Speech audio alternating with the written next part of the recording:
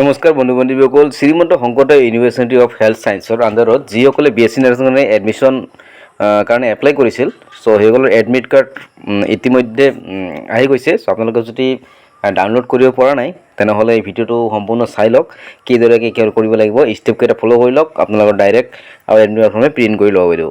ব'লক ভিডিঅ'টো দেৰি নকৰাকৈ মই আৰম্ভ কৰোঁ। ব'লক, আপোনালোকে যে মই ভিডিঅ' চাই আছে তাতে কমেণ্ট বক্সত যাব, কমেণ্ট বক্সত গৈ কেনে দেখিব তাতে মই কমেণ্ট কৰি কেনে এটা লিংক দিছোঁ।